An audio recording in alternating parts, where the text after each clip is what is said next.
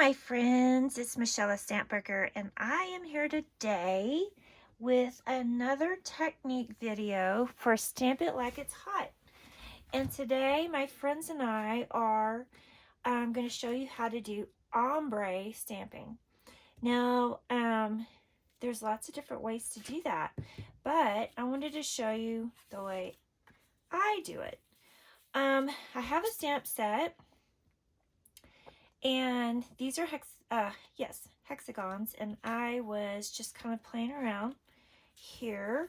What I like to do is take colors that are kind of in the same family. So like here I have peach, melon, and desert rose. So that made this one. And here I was playing around with two colors, ballerina and flamingo, so you can do 2 or 3. Here I was still kind of experimenting, and I had more of a straight line. Here I was also doing the same with glacier, lagoon, and journey. So here I was doing kind of more of a straight line, but here you can see it starts lighter and it gets darker. These 3 colors were too similar. And then this one is the peach, the melon, and the desert rose. And then I took a sentiment stamp off of here, Sweet as Honey, and I started it with glacier and then lagoon and then down to journey. So let me show you. I just grabbed some scraps. Oh, and here I have also the ballerina and flamingo with a different hexagon. So this time, let's see.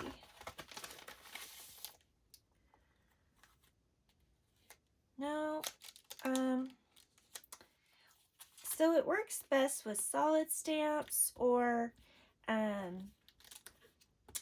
like these sentiments. So let me take this stamp set that is currently new with Keep It Simple, and it is called the Penguin Party.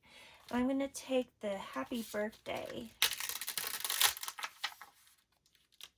These stamps are really high quality. I think they're really comparable to Close to My Heart.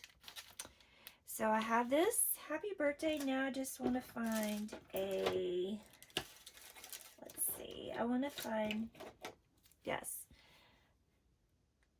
an acrylic block that it will fit on.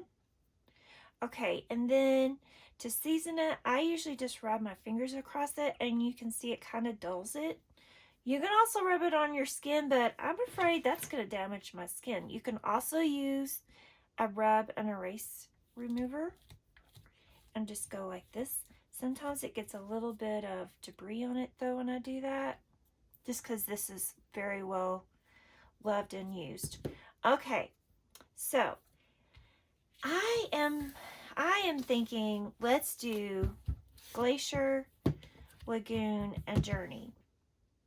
Okay, so you want to always start with the lightest color first. And the reason for that is because you don't want to contaminate these ink pads. And I put them in order. I think that helps. So they all look similar. And when you're in the middle of stamping, you might forget which one goes first. So left to right. So yeah, you're going to start with the lighter because you don't want to start with the dark and then have a chance of getting that dark ink in your light ink pad. But it's more okay if you get a little bit of the light in the dark. Okay, so I'm just going to pull it a little bit closer to me so I can see without moving my head over the camera. So I'm just going to, and what's nice is you can, since it's a clear stamp, you can see through it. So I'm going to do a lot of happy with this one. And then I'm just going to kind of lean it in and do a little bit of this without, actually I think I might have covered the happy. And then going to end it with this. You can also hang it over the edge like this. Now, I don't really recommend doing this directly on a layout. I think it's better to do it on paper that, you know, that's going to be added to the layout, so you can redo it if you don't like it. Now, it's good with these dye-based inks to just let it sit for a few seconds before you lift it up. That allows it to soak into the paper. Okay, so it's not perfect, and I did get a little bit here on the edge. So let's try it again.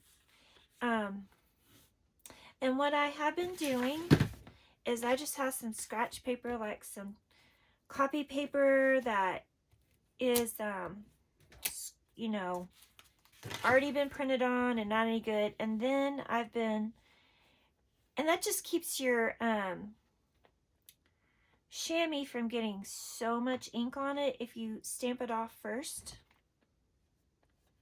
Okay, and then you want to make sure it's dry before you start putting it back in the ink. So let's do this again. I feel like it wasn't enough of this light glacier color. All right, and then a little bit of lagoon, and then end it with journey, and then make sure it's not on the bottom of your click block, and then stamp, hold it, lift, and you can see I did leave out a little bit of the happy, so that's okay. I never said I was perfect at this. Let's try it one more time. So have you ever tried ombre stamping? I want to show you an example. Let me pull this out of the page protector because it is that I'm sure there is a glare. Let's see. Whoop, it's really tight in there. Okay. Here's an example of ombre stamping here that I did as a title. And I started with Sundance, and I probably went to Paprika. Pumpkin wasn't available when I made this layout. And I did that also with some of the leaves. As you can see, there's yellow and then it goes into orange. So it just gives you, and here's another one where, and that's a rock and roll method. That's for another month. So stay tuned. Perhaps we will do that soon. Rock and roll. But right now, I'm just doing ombre. So this is a really, it really makes the title stand out, don't you think? Okay, let's try this one more time. All right. And then a little bit of birthday. Yeah, that's looking good. And then end it in the journey. All right. And you know, it's okay if you get it on your hands. It does wash off. Sometimes it stays for a little bit. There we go. 3 times the charm. I think that one is perfect. So let's move on to a different stamp.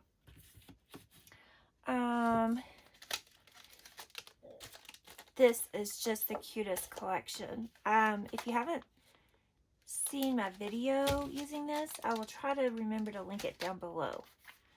Okay, now I also have the sentiment stamp set from Keep It Simple, and let's just try one of these little words. Let's try, I was going to do congrats, but maybe we'll just do well done. It's right here at the top. Peels off so nice and easy. The quality of these stamps is really good. Okay. So I'm going to take Sweetest Honey off of this block. And you can see this stamp I never used it, and it's old and it's yellowed, but it still works fine. It's really sad the amount of stamps I have that I have actually never inked up and used. Okay, so remember to rub it. That just seasons it. There's like a little bit of a something something.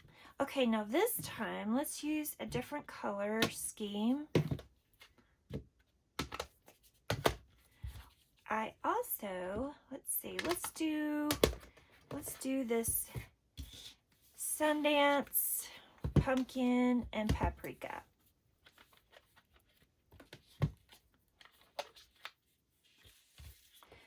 I don't know if I've even used pumpkin. It's a brand new color this year. Let's see if I can put that under there. All right, so it's okay to turn this stamp pad if you need to. Ooh, this is going to be cute.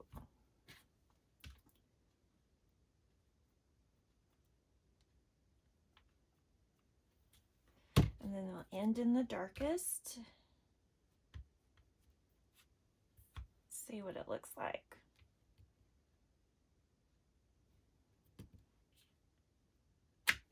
Oh, I love it. Do you like it? I really do like it. So now I'm going to stamp it off. Clean it. And then I'm going to come back with my Misty with an alphabet stamp set.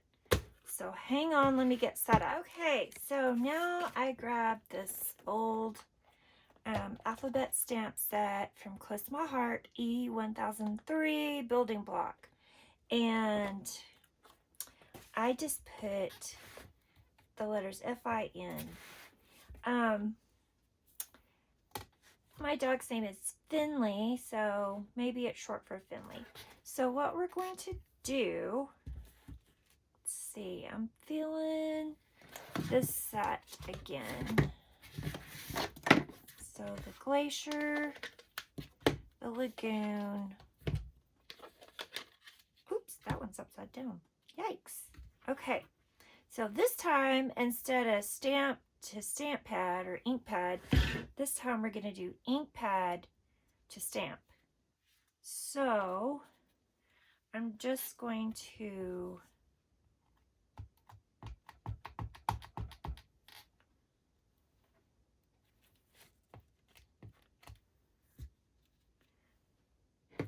this time you can actually put all of the ink on at one time, all three colors, or you can do one at a time. Let's try one at a time. Oh, I forgot to get my fancy thingamabobber. Is that what you call yours? Thingamabobber. All right. Put that back in the corner. And then we're going to go with lagoon. And I'm just going to kind of go like this to kind of get the middle. And I feel like it's a little, got some lines in it. So I'm going to kind of go down a little bit and up a little bit. Okay. And then if you don't think it has enough coverage, you can always put some more on. All right, and then I'm going to put the journey on at the bottom. All right, and I don't know if you can see, but it's not all even. I mean, it's not like a straight line. So hopefully that'll look good. Let's see. All right, ready? Ta-da! Well, apparently my paper moved, but you get the idea, right? It's just a gradient step, and I think it turned out great, except for the fact that I didn't make sure my paper didn't move. So Let me know down below if you've ever done ombre stamping, if it's something that you want to try. Let me know if you have any questions. I'm certainly no expert, but I have been stamping since 2008. So what is that? Almost 14 years. Because it was in the summer. So, and in case you haven't heard, Close to My Heart is closing their doors. But we do have new products that came out the beginning of March. So I'll leave my link down below. Let me know what your favorite color combinations are for ombre stamping. And we'll be back next month, me and my friends. And be sure and check out their links down below. Bye. Happy scrapping.